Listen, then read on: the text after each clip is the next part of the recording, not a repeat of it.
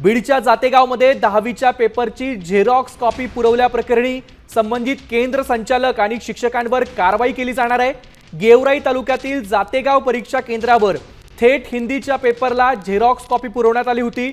याची बातमी सामने दाखवल्यानंतर जिल्हा प्रशासनाने दखल घेतली आहे। जिल्हाधिकारी विवेक जॉन्सन यांनी कारवाई करण्याचे आदेश दिलेत। दरम्यान या संदर्भात अधिक माहिती देत आहेत आपले प्रतिनिधी योगेश काशीद। योगेश, कॉपी पुरवल्याप्रकरणी आता कारवाईचे आदेश देण्यात आले आहेत, काय अधिकची माहिती आहे? नक्कीच काल 10वीचा पेपर हिंदीचा पेपर होता आणि बीडच्या गेवराई तालुक्यातील सातेगाव येथील सेंटरवरती थेट झेरॉक्स कॉपी पुरवण्यात आलेली होती आणि कॉपी पुरवताना शिक्षक आणि काही केंद्र संचालक या ठिकाणी आढळून आलेले आहेत।